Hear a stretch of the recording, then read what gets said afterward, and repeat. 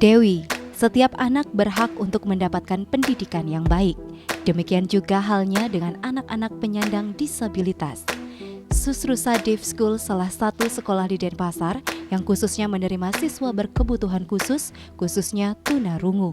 Sekolah yang terletak di Jalan Mahendra Data Tegalkerte Denpasar Barat ini kini memiliki sekitar 80 siswa yang terdiri dari PAUD, TK, SD, dan SMP. Om Swastiastu. Halo pemirsa Bali TV dimanapun Anda berada, senang sekali kembali bersama saya Anggi menemani Anda dalam acara Mahadewi, Pesona Perempuan Indonesia. Dan kali ini Mahadewi akan menuju ke persekolahan. Nah, kita akan berbincang-bincang di Sekolah Tunarungu Susrusa. Di sebelah saya sudah ada Ketua Yayasan Korti dari Sekolah Tunarungu Susrusa, ada Ibu Gongmira. Om Swastiastu. Om Swastiastu, Anggi. Menapi gatra Bu Gong. Bece, astungkare. Anggi juga ya, sehat. Ya, sehat Bu. Lihat tuh kan Anggi sehat banget ya. Ayo pemirsa, kita akan berbincang-bincang ya Bu ya.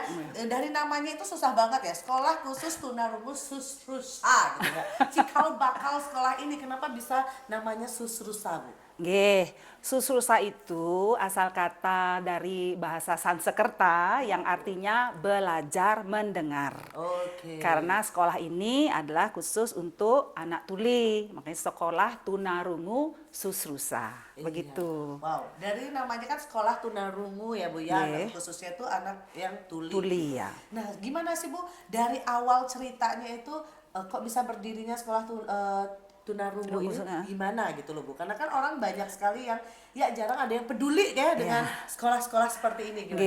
Nggih. Ya, jadi pada awalnya sekolah tunarungu Susrusa itu didirikan karena kalau ada bayi atau anak yang lahir tuli atau tidak mendengar, itu sepanjang bisa diberikan speech therapy yang benar, sebelum umurnya 8 tahun, mereka akan masih ada kemungkinan untuk mendengar atau bisa berbicara.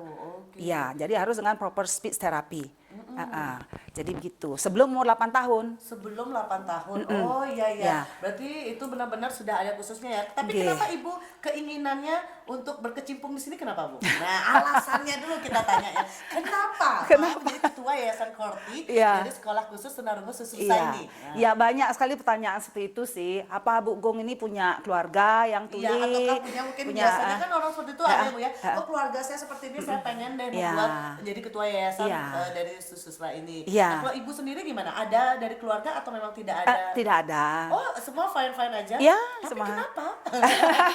Kebetulan kami dari keluarga pendidik gitu ya. Jadi dari ibu kepala sekolah dulu, ada juga yang dosen, ada banyak semua guru-guru lah rata-rata dosen ya. Keinginan Ibu kenapa memilih sekolah tunarungu? Kan banyak sekali. Ya, itu awalnya sebenarnya hanya membantu, itu reuni dari teman-teman, reuni sekolah. Biasanya kan kita party nih, terus kita datang biasa party. Tapi selalu kita tuh harus ada equal ya, balance gitu. Jadi antara party dan meyatnya gitu harus ada. Jadi bagian dari bakti sosial kita datanglah ke Sekolah Tunarungu Susrusa. Oke. Begitu. Berarti awalnya kenapa Ibu Gong menjadi ketua yayasan? Awalnya itu Ibu Gong tuh kan suka-suka party gitu kan ya sama teman-teman. Jadi reuni. Reuni itu nggak bisa, harusnya kita balance kan. Nah, jadi di sini bakti sosialnya Ibu pertama mungkin melihat dulu, nyumbang-nyumbang dulu, dan kenapa enggak jadi ketua yayasan ya? Nah, setahu saya Ibu ini dari dulu tuh nggak pernah di Bali ya. Dari tahun sebelum 2020 full di luar negeri, gitu kan ya Bu ya? Akhirnya sekarang di Bali, setia karena yayasan ini. Karena pandemi. Karena pandemi. Panggilan semesta kayaknya. Pandemi membawa berkah ya. Setelah pandemi itu Ibu langsung, kenapa enggak sih buat sekolah ini? Setelah membuat, kok saya betah tinggal di Bali? enggak membuat tapi ikut membantu. Setelah itu kenapa betah Yayasan. gitu kan? Akhirnya Panggilan. Iya, terus gimana Bu setelah apa yang itu sekolah Sususa ini diadakan, gimana anak-anaknya di sini? Ibu senang dengan progresnya, sarana prasarananya seperti apa? Iya, itu suatu kepuasan hati yang tidak bisa dibayar dengan uang, gitu ya. Ya, jadi Yayasan Korti, nah Korti itu pun asal katanya adalah koklea. Jadi rumah siput. Jadi bahasa Latin koklea yang artinya rumah siput. Itu sebabnya nama yayasan Yayasan Korti, karena Yayasan Korti ini memang didirikan untuk membantu perkembangan pendidikan orang tuli khususnya atau tunarungu yang berkesinambungan. Jadi ada dari PAUD, kemudian TK, dan selanjutnya bersekolah SLB sampai level SMA. Tujuan kami sampai level SMA. Nah, kan tidak cukup hanya ijazah SMA aja sekarang ya. Nah, itu ada lagi kelanjutannya vocational school ada di Catur Kintamani. Jadi Korti juga menaungi vocational school ini untuk anak-anak tuli dari mana saja yang sudah lulus SLB di seluruh Indonesia. Kalau memang ingin belajar menambah skillnya untuk bisa berdiri sendiri, itu bisa datang kepada Yayasan Korti. Kalau memang tidak mampu, itu tidak ada pembayaran. Jadi ya. Berarti dibantu gitu ya Bu? Dibantu ya. Jadi kalau misalnya tidak mampu ada Ya. dibantu dari Yayasan Korti. Itu tempatnya di Catur Kintamani, itu namanya Rumah Pelatihan Keterampilan Tuli. Wow, Ya. jadi jangan salah ya pemirsa Bali TV. Jadi anak-anaknya yang tunarungu jangan berkecil hati, Ya. karena disinilah kita bisa membantu. Ya. Kalau anak-anak seperti itu nggak perlu dikasihani ya Bu ya, Jangan. tapi dilatih ya Bu ya. Betul, dikasih kesempatan, dibukakan pintu agar bisa melakukan. Tapi saya lihat banyak-banyak sekali prestasi-prestasi yang diraih di sekolah Ya. tunarungu Sususa ini ya Bu ya. Iya, karena seperti tadi penting sekali dari mereka sebelum PAUD itu penting sekali ya. Pendidikan usia dini itu sangat penting karena dari kecil kita mengajarkan disiplin. Bagaimana saling menghargai dengan orang normal. Dari dulu kan seakan-akan kalau orang tuli itu atau orang difabel itu levelnya itu lebih rendah dari orang normal kan gitu. Nah, caranya gimana agar ada kesetaraan sosial itu? Ya dengan prestasi. Gitu. Contohnya yang terakhir ini yang kita berikan kepada anak-anak adalah pelatihan workshop fotografi. Ini salah satu hasilnya. Dari mereka yang motret, yang yang modelnya juga mereka. Oh, modelnya anak-anak di Anak-anak sini. juga. Yang motret anak-anak di Mereka. sini. Jadi Wow. semua diajarkan basic fotografi. Kan kalau sekedar foto kamera kan memang bagus, tapi kan kalau mau jadi yang profesional tuh harus basicnya tahu. Lighting, bagaimana mengambil objek dalam box. Jadi kita lakukan dua sisi, di studio dan juga outdoor. Gitu. Jadi melajah sambil melalui juga anak-anak. iya. Jadi kesenangannya di situ. Iya. Luar biasa sekali ya. Ya. Dari Yayasan Korti ini juga Ya. benar-benar membantu dari sekolah tunarungu Sususa Sususa, ini ya. ya. Karena banyak sekali prestasi, buktinya itu loh. Orang tunarungu berfoto dan juga modelnya orang Ya. tunarungu keren Ya. sekali. Gak kalah sama orang-orang lain. Profesional, banyak yang nanya karena kami dalam rangka ulang tahun Kota Denpasar, jadi biar ada targetnya gitu ya. Jadi workshop itu kan 3 bulan, mulai bulan Desember. Nah, bulan Februari kan ulang tahun Kota Denpasar ke-235. Jadi kami mengadakan eksebisi foto perdana yang pertama, hasil karya anak-anak dipamerkan di sana. Gitu. Jadi senang sekali melihat dari ini benar nih anak-anak ini yang ngambil.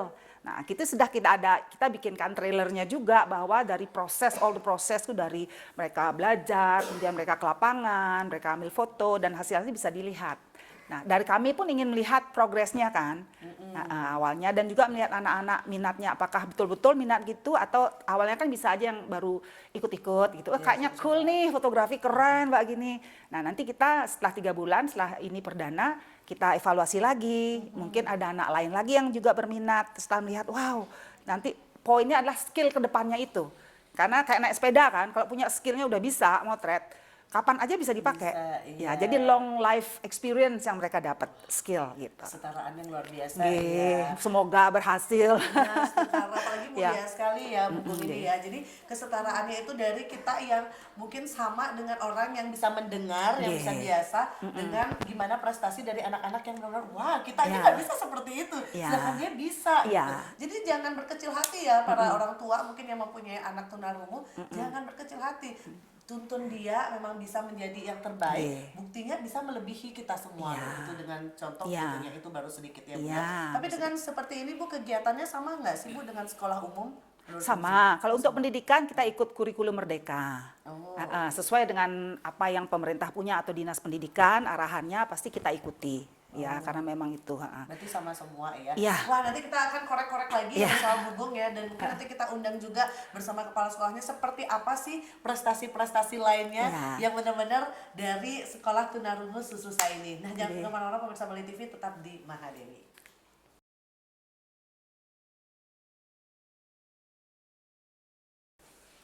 Oke, masih pemirsa Bali TV bersama Bu Gauni ya di Mahadewi. Masih kita berbincang-bincang tentang sekolah khusus tunarungu Susrusa ya Bu ya. Oke, kita mau tanya juga nih Bu, bagaimana sih program-program yang diadakan di sekolah ini Bu? Seperti apa?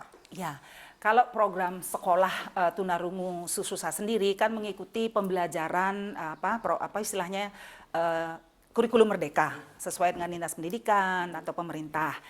Tapi dari yayasan itu sudah karena ini harus berkesinambungan pendidikan itu, jadi programnya kita pun bikinkan, yakni goalnya itu semua berkesinambungan. Misalnya untuk sanggar seni, jadi kan bakat anak-anak itu yang kita deteksi, murid gurunya mendeteksi anak-anak on day to day basis kan dilihat tuh, ini anak ini minatnya apa, ini minatnya apa. Nanti dilaporkan ke kita kan gitu. Oke, kalau menari sudah pasti tari daerah harus, melukis itu ya kegiatan melukis di kanvas atau di kertas itu udah biasa.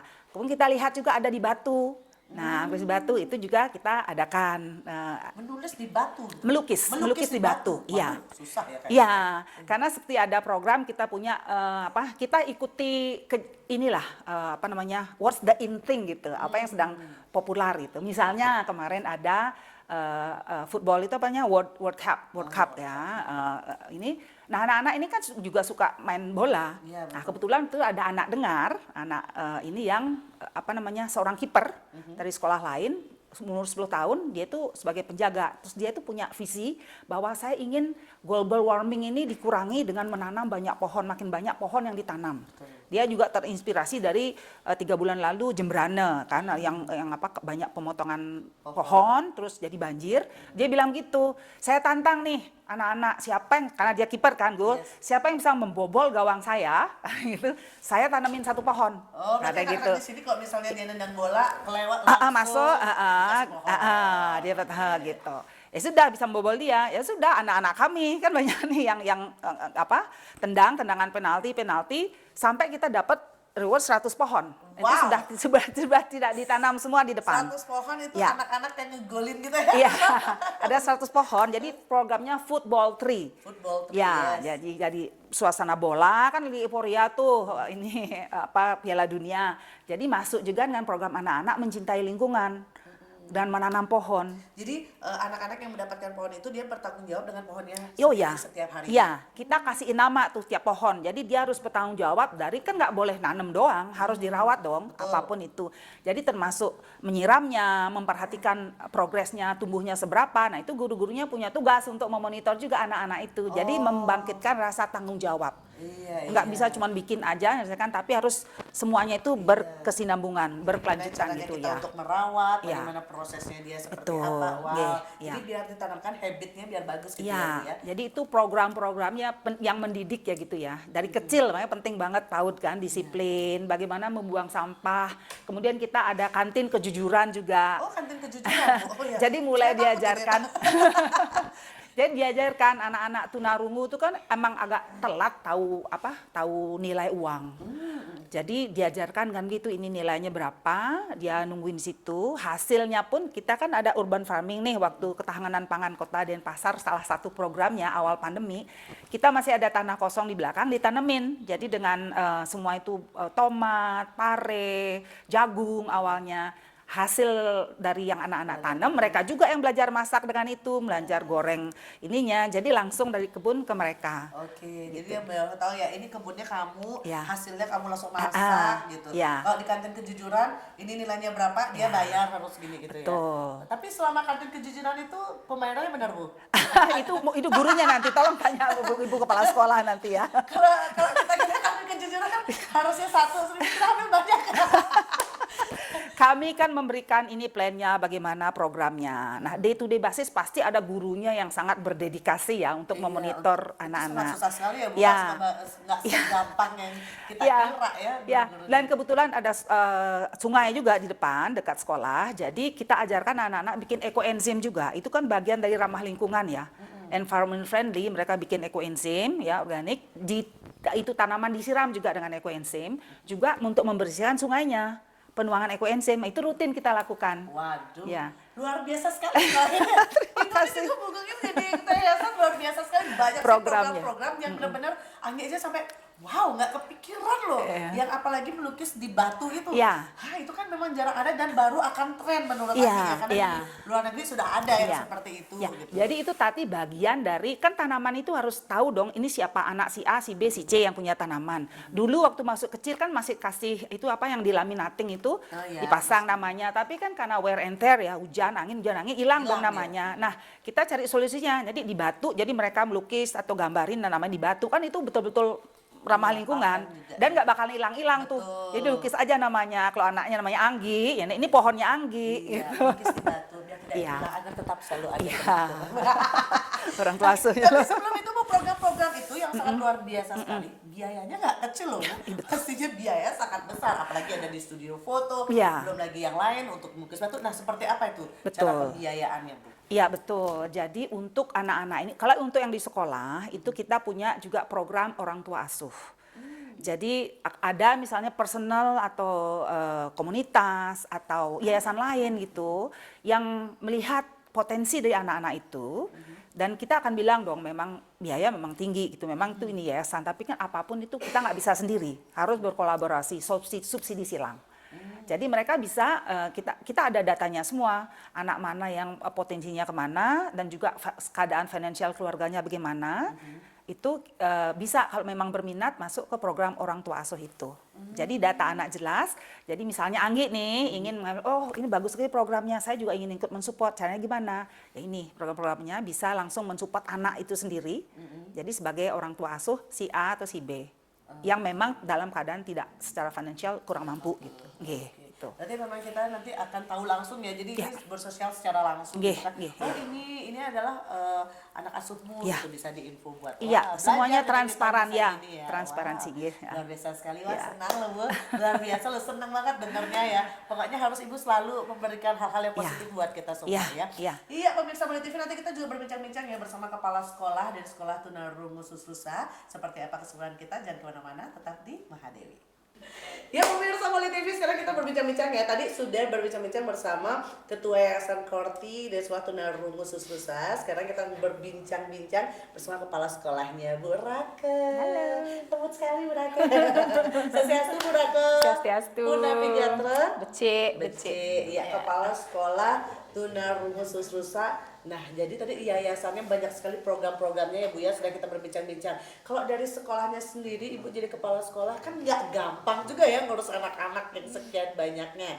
Nah, Ibu, pertanyaan pertama dari Anggi nih ya, Anggi benar-benar pengen tahu banget, adakah cara berbeda untuk pelajarannya, pengajarannya dari anak-anak yang normal sama yang tunarungu ini?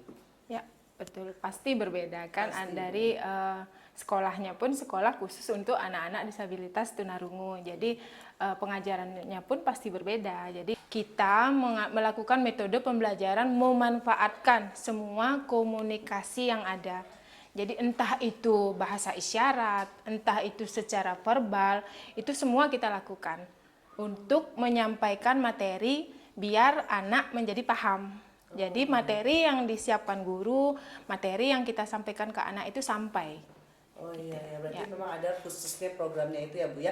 Kalau misalnya dari gurunya sendiri Bu, kalau dengan seperti yang Ibu bilang itu kan memang khusus banget, ini nggak gampang seperti orang yang normal ya Bu ya. Iya. Apakah guru-gurunya itu memang ada yang tuli, ataukah memang guru-gurunya ada yang tuli, ada yang memang benar-benar normal atau gimana Bu? Semua staf guru itu ada yang tuli memang, ada memang yang ada yang mendengar tuli. ya. Oh, iya. Jadi kami memiliki 2 guru tuli itu mengajar komputer dan ada yang menjadi guru lukis.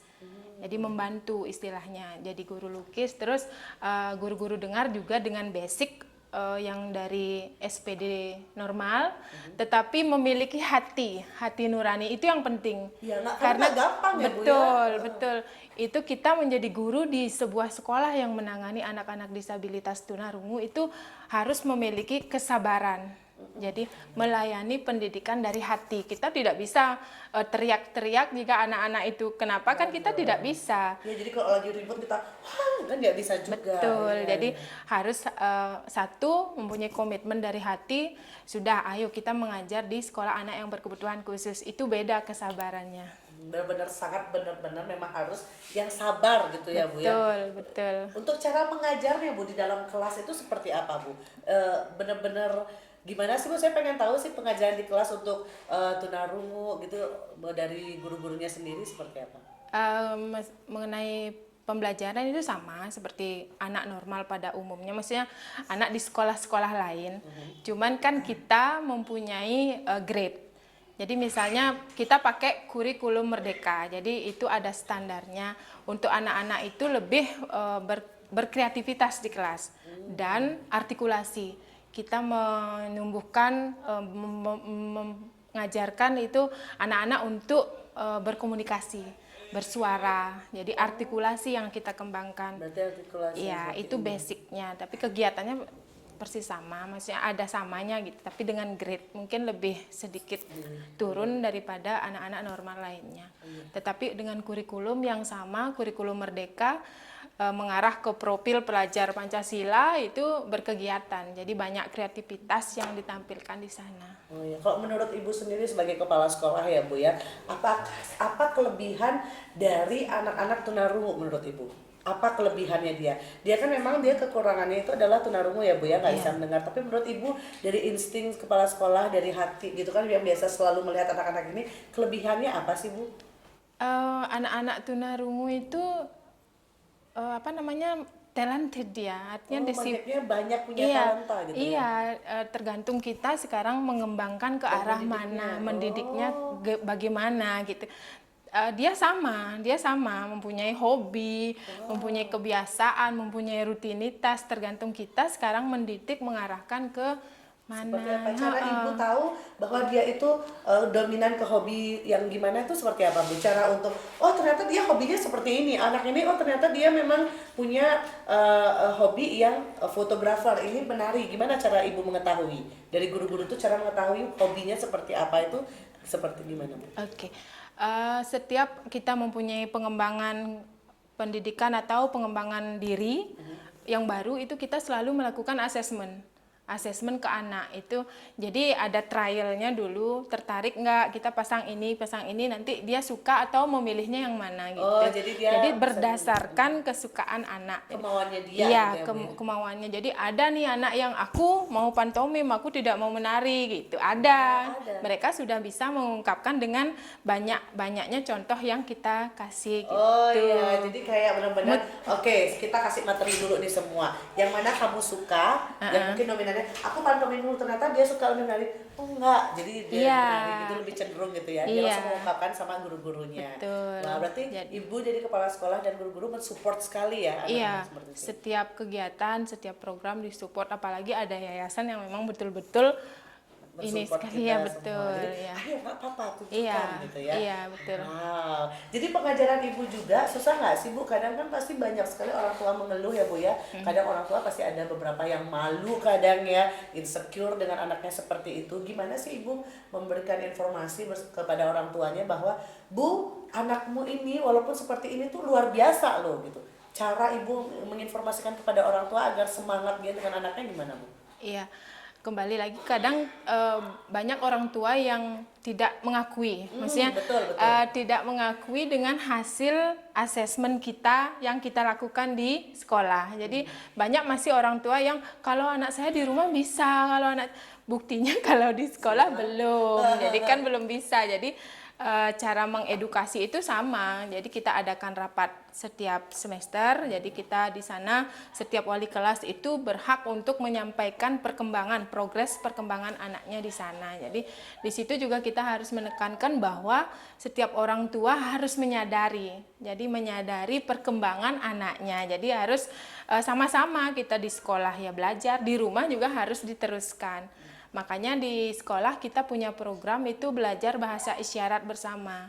Jadi orang tua yang belajar Orang tuanya ikut belajar. Oh. setiap hari Sabtu orang tua ikut belajar di sekolah, memahami bahasa isyarat, memahami materi, konsultasi dengan wali kelas masing-masing itu biar menyamakan persepsi di sekolah dan di rumah. Iya, biar benar-benar bisa komunikasi juga, lebih mengetahui anak lebih dalam seperti apa gitu ya Bu ya. Iya, betul. Wow, jadi benar-benar biar bisa orang tua, guru dan anak bisa bekerja sama Iya, gitu kan, betul. mengetahui juga anak juga plong sama orang tuanya, bisa memahami isi hati anaknya. Betul. Benar-benar Betul. luar biasa sekali. Kalau dari prestasi Bu yang dari sekolah Tunarungu Sususa ini, prestasi apa-apa saja yang sudah diberikan kepada anak-anak di sekolah Tunarungu ini? Kalau untuk prestasi, jadi dari anak-anak PAUD dulu, karena anak-anak PAUD sudah tergabung di gugus anak-anak normal, TK normal di Kecamatan Kota Denpasar Barat. Jadi kami tetap ikut berpartisipasi, ikut lomba mewarnai, ikut lomba fashion show, ikut lomba yang ada di gugus gitu. Tetapi walaupun belum pernah menjadi pemenang, setidaknya ikut berpartisipasi ya.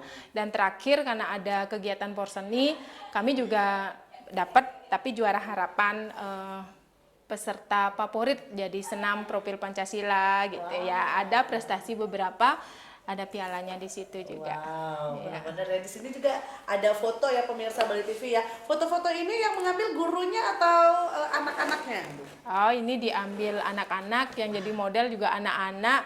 Ini ekstra kurikuler terbaru. Jadi fotografi yang disupport betul oleh Yayasan Terbaru. Jadi ini semuanya model anak-anak yang Ini anak-anak dari Tunarungu juga ya pemirsa Bali TV ya. Yang foto juga anak-anak. Anak-anak. Susah. Ya, betul. Keren banget. Ini juga ada. Ini juga hasil dari anak-anak Iya, ya. hasil Ini anak-anak. loh nggak kalah ya pemirsa Bali TV ya. Anak-anak tuh luar biasa. Jadi pemirsa Bali TV yang mungkin mau kolaborasi sama anak-anak sekolah Tunarungu Sususa boleh gitu Boleh, kan. silahkan. Ya loh talentanya luar biasa. Selain itu juga saya lihat di sini ada ogoh-ogoh Bu. Bukan saya ya di Pajang. Ogoh-ogoh ini juga karya dari anak-anak Iya, di sini. iya. Ogoh-ogoh ini sebagai kegiatan untuk menyambut Hari Raya Nyepi. Jadi kebetulan kita PAUD-nya ikut lomba di tingkat kecamatan. Jadi kemarin kami sudah lomba di sana, kebetulan mendapat juara 1. Jadi akan ikut lomba di parade di Kota Denpasar nanti. Ya. Ini keren sekali loh. Ya, itu nggak anggi nama ogoh-ogoh. Ini keren banget. Saya itu juga dari tadi ada kanvas juga ya Bu ya. Anak-anak itu ada melukis juga, itu anak-anak sendiri juga ya. Iya. Wah, benar-benar luar biasa sekali. Iya. Dan harapan mungkin dari Ibu sendiri sebagai kepala sekolah apa sih untuk sekolah ini Tunarungu Sususa ini, apa harapan ke depannya mau seperti apa?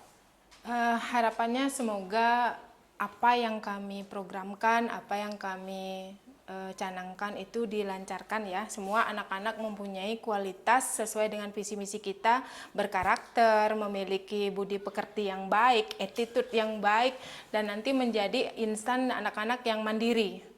Mandiri mereka di keluarganya, mandiri mereka di lingkungan sosialnya. Jadi orang tua yang memiliki anak tunarungu itu tidak merasa anak saya besar nanti jadi apa, enggak.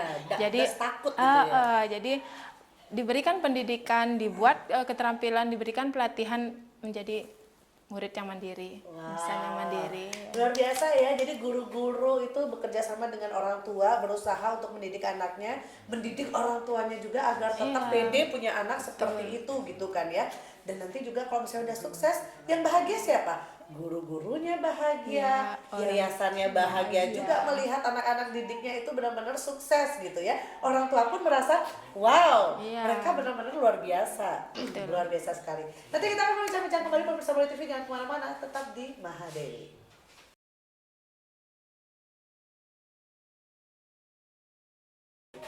Ya pemirsa Bali TV, tadi kita kita udah berbincang-bincang sangat banyak sih prestasinya seperti apa. Tapi di balik prestasi dan pengajarannya pasti ada kesulitan mengajarnya itu ya Bu ya. Iya. Gimana guru-guru mengajar, kadang-kadang nih kan kalau kita nih yang mendengar yang normal aja, ribut, hei diam gitu. Itu tuh susah loh untuk mau kita diam. Apalagi anak-anak yang mungkin tunarungu yang kita benar-benar nggak bisa dengar. Gimana Bu? Kesulitannya apa sih saat pengajaran di kelasnya masing-masing? Iya, tingkat kesulitannya mungkin lebih tinggi ya, lebih tinggi dari kita mengajar anak-anak yang mendengar. Jadi ini perlu kita ekstra, maksudnya kesulitannya itu apa? Anak datang dari usia yang 4 tahun, 5 tahun, anak datang itu belum tentu dia keluar suara. Dia hanya bisa teriak ataupun liar, vokal yang liar. Jadi kita di sini berusaha bagaimana agar anak itu bisa mengeluarkan suara. Itu pun butuh waktu yang tidak singkat, jadi panjang, itu hitungan bulanan. Dan ada anak datang lagi dengan hiperaktif. Hiperaktif itu jalan-jalan, lari-lari di kelas, tidak bisa fokus untuk duduk. Jadi itu yang kita fokuskan lagi, konsentrasikan guru di kelas itu untuk mereka belajar duduk dulu. Jadi anak-anak yang datang itu beraneka ragam kesulitan. Jadi tapi berapa lama Ibu untuk mengajarkan yang benar-benar susah diatur itu menuju ke di akhir ini itu berapa lama jeda waktunya Bu? 1 semester. Oh 1 semester Itu baru mungkin 6 bulan baru dia berproses untuk mengerti setiap arahan yang kita sampaikan. Berarti benar-benar Itu 6 bulan. Ekstra banget berarti gurunya Banget, harus ngajar ya? banget. Wow, jadi dengan pengajaran yang benar-benar gurunya harus akhirnya bisa juga. Iya. Kalau misalnya di kelas itu kan di umur 4 tahun ya Bu ya. Kalau misalnya dari yang umur lebih tinggi lagi itu kesulitannya apa Bu? Kalau umur yang lebih tinggi itu mungkin tingkat kesulitannya juga sudah berkurang ya. Tetapi kan kalau misalnya ada yang tuli dengan low vision, itu juga kita harus mencari tempat duduk anaknya di mana, materinya ditaruh di mana gitu. Jadi itu harus kita kondisikan betul. Berarti kita harus benar-benar tahu mengkondisikan gimana caranya biar yang low vision itu bisa juga mengikuti, yang ada yang sedikit cuma hanya tuli aja bisa juga mengikuti gitu ya Bu ya. Betul. Jadi guru kelasnya itu harus dipahami dengan tingkat gangguannya apa saja, terus kesulitan anak ini apa saja, itu betul-betul harus kita pahami sama-sama. Berarti ini nggak main-main guru-gurunya ya, benar-benar harus fokus banget ya, ya Bu ya. Betul. Benar-benar harus fokus memang. Oh ini kalau karena gurunya melenceng sedikit, anak-anak mulai goyah lagi. Iya, makanya itu rutinitas, kedisiplinan rutinitas. Jadi semua harus kita lakukan setiap hari, tidak boleh kita bolong gitu maksudnya. Jadi anak semakin hari semakin bisa disiplin. Oh ya, jadi memang harus terus diinfo setiap hari, dipupuk terus, jangan sampai miss gitu ya. Iya, betul.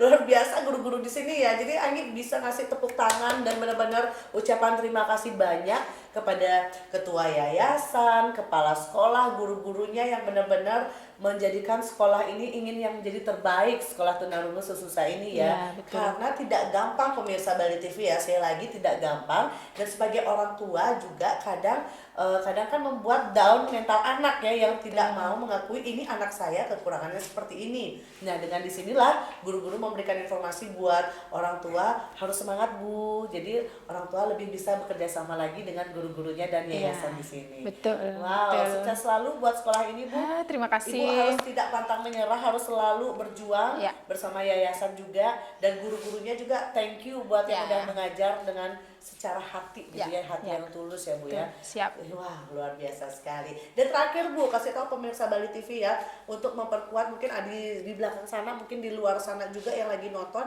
ada mungkin beberapa anak-anak yang mungkin orang tuanya masih aduh saya bingung nih harus seperti apa menghadapi anak-anak saya yang mungkin ada kekurangannya. Nah mungkin Ibu kasih support buat mereka dan juga memberikan semangat buat pemirsa Bali TV, silakan. Ya, bagi orang tua yang memiliki putra dan putri mengalami gangguan disabilitas apapun, tetap semangat, tetap berikan yang terbaik untuk anak-anak kita. Jangan dibiarkan tanpa pendidikan. Jadi datang ke sekolah, konsultasikan, pasti akan ada kualitasnya nanti. Wah, jadi apapun keluhannya yang mempunyai anak-anak disabilitas boleh ya kesini aja konsultasi, siapa tahu ada langsung dapat oh iya seperti ini tuntunan gitu, entah di mana nanti diberikan informasi bersama yayasannya juga, silakan. Terima kasih loh Ya, Ibu hari ini sama-sama. ya. Terima kasih juga buat semuanya dari yayasan. Terima kasih kepada kepala sekolah dan guru-guru yang ada di Tunarungu Sususa. Terima kasih. Ya. Baik pemirsa Bali TV, demikianlah tadi ya informasi yang sudah kita dapatkan di sekolah ini. Semoga bermanfaat untuk pemirsa Bali TV. Dan akhir kata bersama saya Anggi undur diri dari hadapan Anda. Terima kasih atas perhatian dan kebersamaan Anda. Sampai jumpa dan Om Santi Santi Santi Om. Majulah perempuan Indonesia.